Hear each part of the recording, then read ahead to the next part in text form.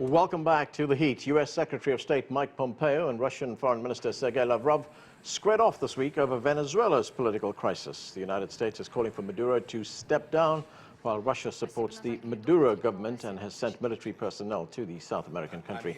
Joining us now from Caracas is Lucas Kerner. He's a political analyst and editor for the independent news website VenezuelaAnalysis.com. And from Fort Lauderdale, Florida, Jose Aristimuño is the CEO of the consulting firm Now Strategies and consultant to some key officials with ties to Juan Guaido. Thanks to both of you for joining us. Lucas, let me start with you. What is the situation in Venezuela right now? It's got to something of a political standoff. Is there any movement towards resolving it?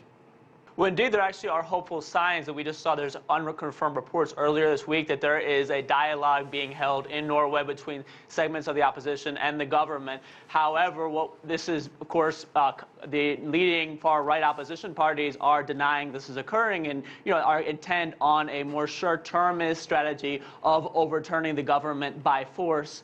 And, calling for Guaido just appealed to Southcom for military intervention in the country, and likewise stepping up the economic sanctions, which are destroying the country's economy. So it's a very difficult situation in which, once again, the internal divisions between the opposition, between a more moderate faction that supports dialogue and negotiations, and a hardline faction, most importantly backed by Marco Rubio and the other hardliners in the Trump administration, who are actively pushing for a very dangerous, perhaps military confrontation that will harm many more Venezuelans who are already suffering from the impact of U.S. sanctions. Jose, if we look at the situation in Venezuela right now, it throws up all kinds of constitutional questions. We have the National Assembly, who's appointed Juan Guaido the interim president. What would Juan Guaido and his followers like to happen in Venezuela right now? Well, look, I think President Guaido has been very clear from the beginning. We are looking for a transition to a full democracy. We're looking to have free elections in Venezuela. What happened last year were illegal elections, and abiding by the Venezuelan constitution and the support of over 50 countries across the world, Juan Guaido is the president, and we need to have free elections in Venezuela very soon. Lucas, do you agree that those elections were not fair?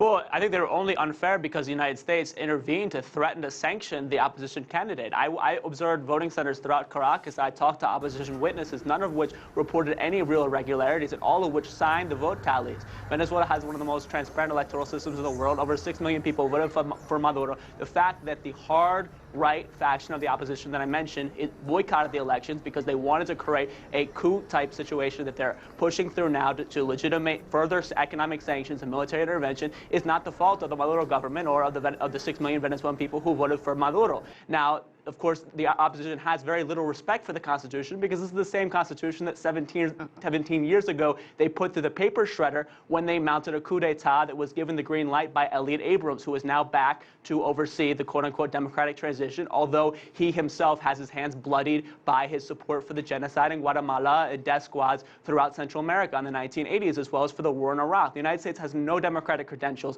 to be intervening in Venezuela, and that should be very clear. Jose, we've heard that during the last elections, the opposition did not come out to vote. Our previous guest told us that as well. Was that a mistake? Well, no. I mean, why would you go out and vote into an election that is first and foremost illegitimate, and it shouldn't have taken place? We should have had an election late last year, and we had it much earlier because Maduro, tried to just rush through an election, push through his government, and it didn't work. This is why. And I'll say this again, this is why a majority of the world is with President Guaido. They are with the people of Venezuela. Yeah.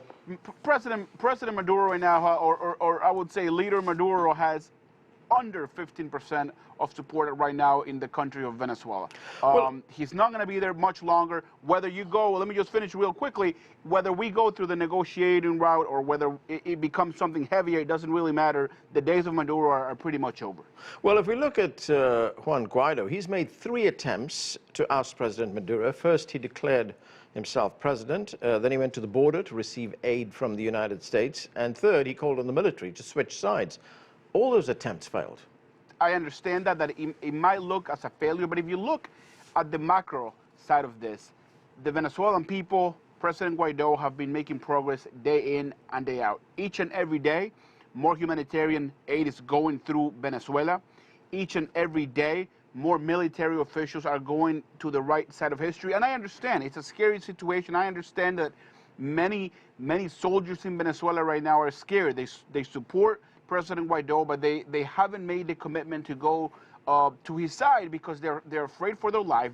They're being threatened by the Cuban intelligence community who live in Venezuela. They're being threatened by the Russians who also operate out of Venezuela. So it's a very complex situation, and we ought to remember 20 years of the Chavez regime, of the Maduro regime, is not going to change in certainly 3 attempts. It's going to take time, but what I can tell you is that we're very, very, very close. Maduro knows. He knows it. The days of him being in Miraflores are almost over. He knows it. Lucas, the Venezuelan people right now, while this political fight continues, the Venezuelan people are facing very serious economic challenges, as we pointed out at the beginning of the program. No electricity, no water, no jobs. A lot of them have left the country. Does President Maduro have a plan? Does he have a strategy on how to fix this? I do want to say one thing, that it's important to remember that 54 countries have recognized Guaido along with the United States. That's less than a quarter of the world's countries. The majority of countries still continue to have relations with President Maduro. Secondly, to answer your question, yes, the economic crisis is very deep, and unfortunately, the government is implementing measures that have succeeded in lowering hyperinflation, though they have been criticized that they have not helped in recovering purchasing power. But the number one stumbling block to bettering the economic situation in Venezuela is U.S. sanctions. Francisco Rodriguez, who was the former advisor to opposition presidential candidate Henry Falcon, one of the foremost experts on Venezuela's economy, has estimated that Venezuela's economy is going to contract by 37% in 2019. Oil production is going to contract by 60% as a result of the U.S. oil embargo and general economic blockade that's imposed on this country. Sanctions have already killed, according to Jeffrey Sachs and Mark Weisbrot, two esteemed economists, 40,000 people since 2017. How many more tens or hundreds of thousands of people are going to be killed in Venezuela as a result of the Trump's administration's effort to promote regime change, another regime change war that, like in Iraq in the 1990s, remember, yeah, right. 500,000 children died as a result of U.S. sanctions, which Madeleine Albright said the price was worth it. Okay, yeah, but what's the plan? How does he fix it?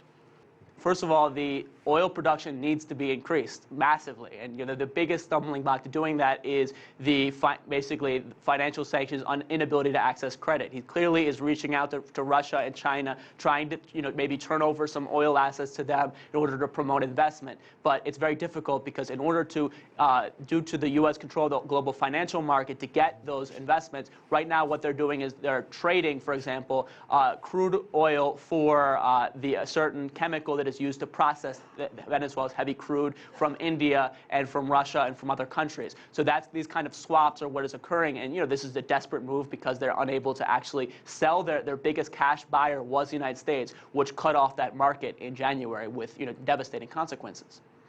Jose, where do you see this going? The United States has said, and I'm quoting here, it said all options are on the table, and some have interpreted that as code words, language for military intervention. Would you support American military intervention in Venezuela? Look, what I support is Venezuelan freedom. What I support is a full democracy in Venezuela. Today is a very important day, and let me say this. Just a few hours ago, federal agents went into the Venezuelan embassy in Washington and took away the trespassers of Code Pink that were in there for over 2 weeks. So I think today is a very historic day for Venezuela, especially in Washington and the United States. President Guaido is recuperating the embassy in D.C., and every day we're going to continue to make serious steps into a full democracy in Venezuela. What that looks like, whether there is an intervention or not, I think that's for the community, for the world community, for Juan Guaido to ask for such things to happen. I think that's not a decision for me to make. That's a decision for President Guaido, for the world community to decide, and for the Venezuelan people to decide. What I don't want, I think no one with their right mind wants blood to be shed in Venezuela. Nobody wants blood to be shed in Venezuela, which is why the real solution to try to mitigate for any sort of intervention of happening is by Maduro to step aside, let President Guaido call for free elections, make sure that we have transparent elections, and we go back to being a full democracy. That's the way that we do it. That's the way we evade an invasion. Yeah, Lucas, is that realistic? Do you see the president stepping down and handing over power to someone who calls himself the interim president to run the next election? Well, like I said, Maduro won 6 million votes in the last election. That's about 30% of the electorate. Barack Obama won around 31% of the electorate in 2008. Donald Trump, 26%. That's a large segment of the population. That's a very important base of support. You know, it's not a majority. There's a lot of discontent. Like what in the military, the support is like very strong, and not because people love Maduro, but because this is an opposition that has consistently demonized the military, demonized the black and brown majority in Venezuela through racist monikers, etc. Chavez himself coming from the military, and they're unwilling to, turn themselves over, surrender to people like Marco Rubio, who are tweeting photos of bloodied Gaddafi, or John Bolton, who is threatening to send Maduro to Guantanamo. You can't negotiate under these circumstances with these types of war criminals like John Bolton and Elliot Abrams. Okay, we are going to have to leave it there. Thanks to both of you for being with us. That's it for this edition of The Heat. I'm Anand Naidu in Washington, D.C. Thanks for watching.